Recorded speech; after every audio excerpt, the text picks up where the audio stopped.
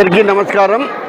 వాసవి జయంతి ఉత్సవాల్లో భాగంగా రెండవ రోజు అమ్మవారి ఆలయంలో విశేష పూజా కార్యక్రమాలు నిర్వహించడం జరిగింది.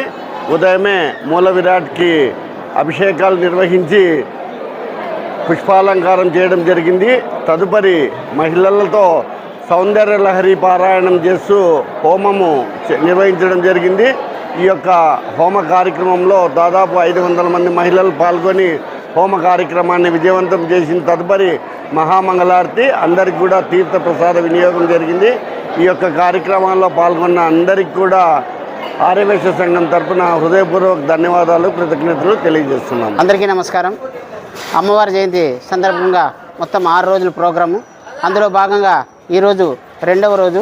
ఈరోజు సౌందర్యలహరి హోమం అని సుమంగళితో చాట వాహనం ఇప్పడం జరిగింది. దీని నుంచి సుమంగళిగా ఆయుధ ఆరోగ్యాలుగా సుఖ సంతోషాలతో ఉంటారని చెప్పి ఈ హోమం చేస్తారు. అంతా అయిన తర్వాత 12:30కి పూర్ణావతి, మహామంగళారతి. రేపు 108 కలశ పూజలు ఉన్నాయి. రోజు కూడా 6 రోజులు కూడా ఒక్కొక్క రోజు ఒక్కొక్క ప్రోగ్రామ్గా ఈరోజు రెండవ రోజు. ఈరోజు సాయంత్రం సాంస్కృతిక కార్యక్రమాలు కూడా జరిగాయి. అందరూ అమ్మవారి ఆశీర్వాదం పొందాలని కోరుతున్నాం. జై వాసవాంబ. 63వ ప్రతిష్టా వార్షికోత్సవము మరియు జయంతి ఉత్సవము 6 రోజులు ఘనంగా 18వ తేదీ నుంచి 23వ తేదీ వరకు నిర్వహించబడుతున్నాయి. అందులో భాగంగా ఈరోజు రెండవ రోజున ఉదయం అమ్మవారి మూల విరాట్కి అలంకారం జరిగిన తర్వాత 10 గంటలకి సౌందర్య లహరి సంపుటీకరణ పార్వతీ హవనం నిర్వహించబడింది. ఇందులో భాగంగా వచ్చిన మహిళలందరి చేత కూడా వాయనం హోమంలోకి సమర్పించడం జరిగింది. ఇది చాలా శుభప్రదమైనది. ఏమంటారంటే మామూలుగా సుమంగళి హోమం అంటారు. వీళ్ళ యొక్క సుమంగళ అంటే పసుపు కుంకాలు దీర్ఘకాలం పాటు ఉండాలని చెప్పేసి సుమంగళి హోమంగా పార్వతీదేవి సుమంగళి దీనికి అధిపతి కాబట్టి పార్వతీదేవి అమ్మవారి ఆశీస్సుల కోసం సుమంగళి హోమం జరిగింది. తర్వాత అందరికి కూడా అమ్మవారి ఆశీస్సులు ఉంటాయని చెప్పేసి ఆశిస్తున్నాం. అదేవిధంగా ఈరోజు సాయంత్రం వాసవి భజన మండలి వారిచే వాసవి జీవిత చరిత్ర పారాయణం చేశారు. తదుపరి అమ్మవారికి రథోత్సవము, మంగళహారతులు అన్ని సక్రమంగా భక్తి శ్రద్ధలతో అందరూ పాల్గొని కార్యక్రమాన్ని అన్ని జయప్రదం చేశారు.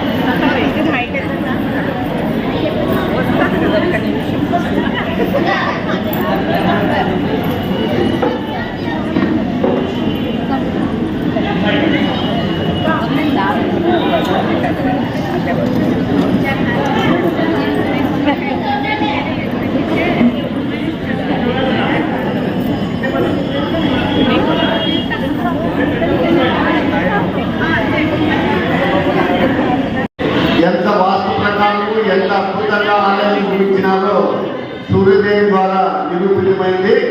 అంతేకాకుండా ఒక చిన్న విషయము, దాదాపు 12 సంవత్సరాలైంది మన స్వామివారు ఇక్కడ పురోహితులుగా వచ్చి. నాకు ఒక 3 నెలల క్రితం ఒక విషయం చెప్పారు స్వామి కొంచెం అమ్మాయితే ఫస్ట్ రోజు వచ్చిన తర్వాత రాత్రి రేపు పొద్దున అంటే కనీసం బ్రష్ చేయడానికి కానీ లేదా పేస్ట్ బ్రష్ కూడా లేదంట స్వామి దగ్గర. ఇదేమమ్మా నా దగ్గర పేస్ట్ బ్రష్ కూడా లేదు, రేపు ఎలా పేస్ట్ బ్రష్ ఇచ్చినామంట. అంటే స్వామి ఏదైతే అనుకున్నానో అనుభవంలో అక్కడికి ఎవరైనా మనం ఇస్తే ఏమి ఇస్తాము, డబ్బులో దానిలో అంటే ఎలాంటి ఇస్తాము. అలా కాకుండా అమ్మవారు ఆయన యొక్క మగవాళ్ళని గ్రహించి పేస్ట్ బ్రష్ ఇచ్చిందంటే అమ్మవారు మన అందరి కోరికలు వింటా ఉంది. కాబట్టి మీరందరూ కూడా మంచివి అదే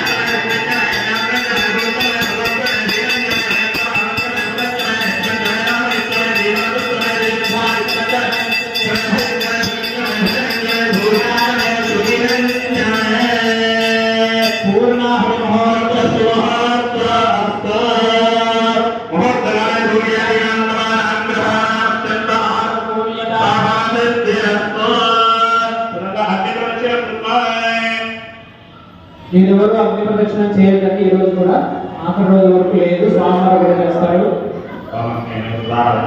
నిష్మానదే ఉదయానవిత్వా శ్రీయోభ్యస్మద్యువరామనే నమభూరిష్టాన్ దేవముక్తిర్నిధేమ జ్ఞానయాని బాబాని నిర్మాణ